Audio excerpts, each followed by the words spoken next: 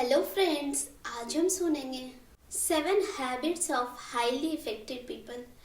Friends, अगर आप भी अपनी लाइफ में अभी तक स्ट्रगल कर रहे हैं और कामयाब होना चाहते हैं तो स्टीफन आर कवी की यह book 7 habits of highly effective people आपके लिए बहुत हेल्पफुल होगा। इस बुक में ऑथर ने सफल लोगों की उन आदतों के बारे में बताया है जिसकी वजह से आज वे सफल हैं। अगर आप भी उन आदतों को अपने जीवन में अपनाते हैं तो निश्चित है कि आपके जीवन में भी मैजिकल बदलाव होने वाला है और आप भी बहुत जल्दी सक्सेस तक पहुंच जाएंगे। चलिए अब सुनते हैं वो 7 हैबिट्स। Number 1, proactive. सक्सेस लोग हमेशा प्रोएक्टिव होते हैं। प्रोएक्टिव वह पर्सन होता है जिसमें आत्म जागरूकता होती है। किसी दूसरे व्यक्ति की क्रिया तथा प्रतिक्रिया से उसके जीवन पर कोई इफेक्ट नहीं पड़ता है। राइटर बताते हैं कि हमारे समाज में 2 तरह के लोग होते हैं, रिएक्टिव एंड प्रोएक्टिव। रिएक्टिव लोग हमेशा दूसरे लोगों जैसे सोसाइटी, सरकार, मौसम, परिवार आदि को दोष देते रहते हैं। वे हमेशा यह मानकर चलते हैं कि उनके हाथ में कुछ भी नहीं है, इसलिए उनकी परेशानियों का कारण भी दूसरे लोग ही हैं। रिएक्टिव लोग हमेशा अपनी परिस्थिति के लिए दूसरे को दोष देते रहते हैं। वो अपनी भौतिक परिवेश से भी प्रभावित होते हैं। अगर मौसम अच्छा है तो वह अच्छा महसूस करेंगे, अगर मौसम अच्छा नहीं है तो इससे उनके नजरिए और कार्य शक्ति पर विपरीत प्रभाव पड़ता है। वही प्रोएक्टिव लोग अपना मौसम साथ लेकर चलते हैं, चाहे बारिश हो या धूप, इससे उन्हें कोई भी फर्क नहीं पड़ता है। वे जीवन के मूल्य से संचालित होते हैं और अगर गुणवत्तापूर्ण कार्य करना उनका जीवन मूल्य है तो इस बात से उन्हें कोई फर्क नहीं पड़ता कि मौसम उनके अनुकूल है या नहीं। रिएक्टिव लोग अपने सामाजिक परिवेश यानी सामाजिक मौसम से भी प्रभावित होते हैं। जब लोग उनके साथ अच्छा व्यवहार करते हैं तो वे अच्छा महसूस करते हैं। वही जब लोग उनके साथ अच्छा व्यवहार नहीं करते हैं तो वे सुरक्षात्मक मुद्रा में आ जाते हैं। प्रोएक्टिव व्यक्ति भी सामाजिक परिवेश से प्रभावित होता है, लेकिन वे अपनी आत्म जागरूकता का इस्तेमाल करते हैं जिससे बाहरी कारकों में वे अपने ऊपर हावी नहीं होने देते हैं।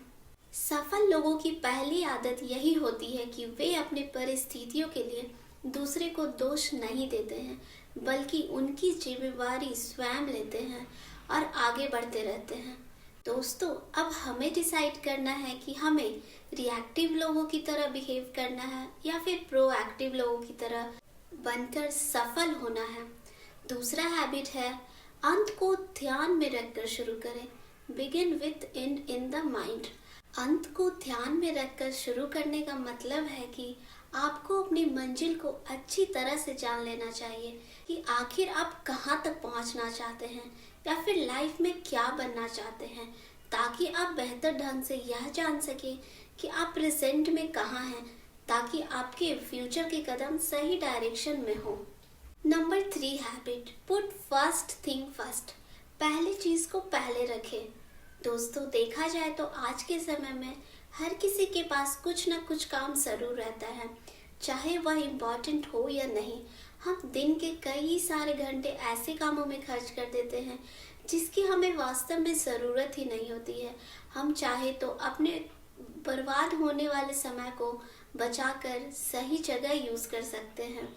हमें अपने काम को 4 भागों में बांट लेना चाहिए जिससे हम अपने समय का सही तरह से यूज़ कर पाएँ।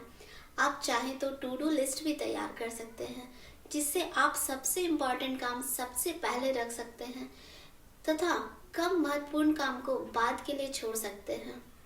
ऐसी सेम बातें बहुत सारी बुक में लिखी गई है।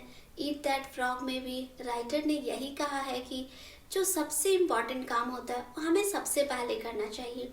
इस बुक में भी ऑथर ने 4 सेक्शन में डिवाइड किया है। सबसे पहला अर्जेंट इम्पॉर्टेंट। इसमें वो काम आते हैं जिन्हें आपको तत्काल करना होता है और जो काफ़ी इम्पॉर्टेंट है, जैसे आने वाले एग्जाम्स की तैयारी, अचानक आने वाली किसी खतरे को निपटना। दूसरा होता है नॉट अर्जेंट बट इम्पॉर्टेंट। इसमें ऐसे काम आते हैं जो हमारी लाइफ में इम्पॉर्टेंट तो होते हैं, लेकिन उन्हें तुरंत करने की आवश्यकता नहीं होती है, जैसे खुद के लिए एक्सरसाइज करना। तीसरी कैटेगरी में होते हैं अर्जेंट बट नॉट इम्पॉर्टेंट। इसमें ऐसे काम होते हैं जिन्हें तुरंत करना होता है, लेकिन वे इम्पॉर्टेंट नहीं होते हैं।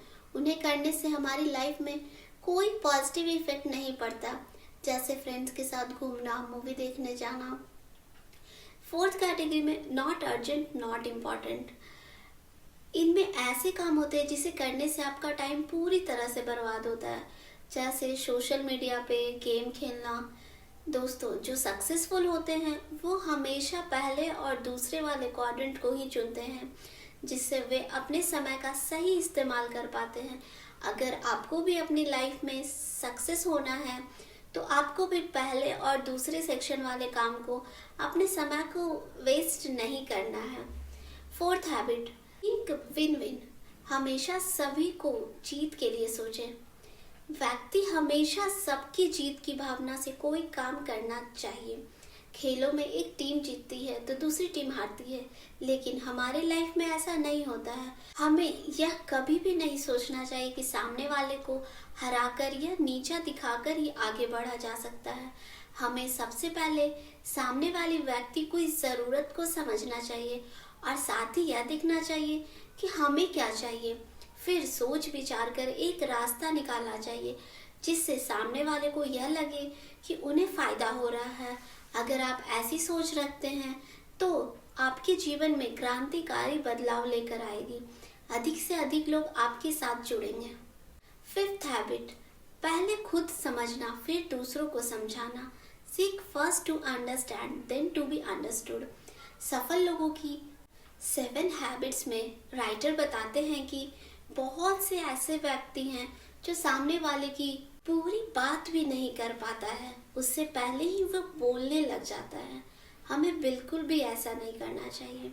अगर सामने वाला आपसे किसी सब्जेक्ट पर डिस्कस कर रहा हो या फिर किसी प्रॉब्लम का सॉल्यूशन पूछ रहा हो, तो सबसे पहले यह प्रयास करें कि आप उसकी पूरी बात को ध्यान से सुनें, उसके बाद ही आप अपना सुझाव दें।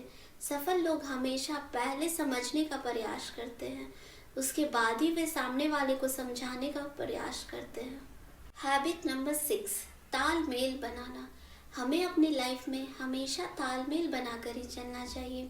जो लोग अपने परिवार, दोस्तों, रिश्तेदारों, अपने एम्प्लॉय तथा अपनी टीम के साथ उचित तालमेल बनाकर नहीं रखता है, तो निश्चित ही वह अपनी लाइफ में सक्सेस नहीं कर पाएगा।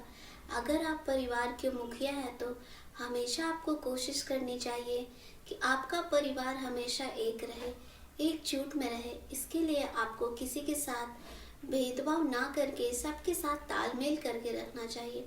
अगर आप किसी कंपनी में बॉस हैं तो आपको किसी बड़े प्रोजेक्ट को पूरा करने के लिए एक टीम की आवश्यकता होती है। आप अकेले किसी प्रोजेक्ट को नहीं कर सकते हैं। अपने प्रोजेक्ट को सफल बनाने के लिए आपको एक लीडर के रूप में अपनी टीम के साथ तालमेल बिठाना बहुत ज़रूरी है, अन्यथा आप सफलता प्राप्त नहीं कर सकेंगे। हैबिट नंबर 7, अपने हथियार की धार तेज करें। अगर कुल्हाड़ी की धार तेज है तो इससे किसी भी लकड़ी या पेड़ को आसानी से काटा जा सकता है। इसी तरह से हमारे जीवन में आगे बढ़ने के लिए हमेशा स्किल्स में इम्प्रूवमेंट करते रहना चाहिए। अगर आप मेंटली अपना डेवलप करना चाहते हैं तो आपको अच्छी बुक पढ़नी चाहिए और साथ ही फ्यूचर के लिए सही प्लानिंग करना चाहिए।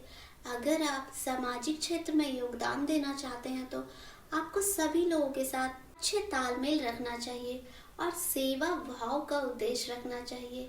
और साथ ही आप जिस भी फील्ड में काम कर रहे हैं उसकी स्किल्स को हमेशा अपग्रेड करते रहिए। और हमारी उम्र चाहे जो भी हो, हमें रोज कुछ न कुछ नया सीखते रहना चाहिए। ओवरऑल इस बुक में राइटर ने कहा है कि ज़्यादातर लोगों का मानना है कि हम अच्छी आदतें बनाकर कामयाबी पा सकते हैं। सुबह जल्दी उठने, अपने समय को महत्व देने, मेहनत करने और अपने काम से प्यार करने जैसी आदतें डालकर हम कामयाबी पा सकते हैं। लेकिन क्या खुद को बदलने के लिए सिर्फ आदतें बदलना काफ़ी है? अच्छी आदतों से आप कामयाबी हासिल कर सकते हैं, इस बात में कोई दो राय नहीं है। लेकिन अगर आप पहले से बेहतर इंसान बनना चाहते हैं, तो अपनी बुरी आदतों को जड़ से खत्म करना चाहते हैं, तो को अपने चरित्र पर ध्यान देना होगा। हम सभी के अंदर कुछ उसूल फिट है। हमारी सभी आदतों की जड़ यही उसूल है। इन्हीं असूलों की मदद से हम दुनिया को अपने नज़रिए से देख पाते हैं। अगर आपको पूरी तरह से एक बेहतर इंसान में बनकर खुद को बदलना है, तो आपने कुछ असूलों पर ध्यान देना होगा। अपनी सेहत का ख्याल रखना क्यों ज़रूरी है? शुरू करने से पहले खत्म करने के बारे में सोचना क्यों अच्छा है? किस तरह से आप अच्छे रिश्ते बना सकते हैं? अक्सर लोग सोचते हैं कि अगर वे अपनी आदतों को बदल दें तो वो एक बेहतर इंसान बन सकते हैं। यह बात कुछ हद तक ठीक है, लेकिन आप सोचते हैं कि अपनी आदतों को बदलकर आप पूरी तरह से बदल सकते हैं, तो आप बिल्कुल गलत सोच रहे हैं। अगर आप अपने घर को ऊपर से पेंट कर दें, आपका घर पहले से सुंदर दिखता है लेकिन बदलता नहीं है।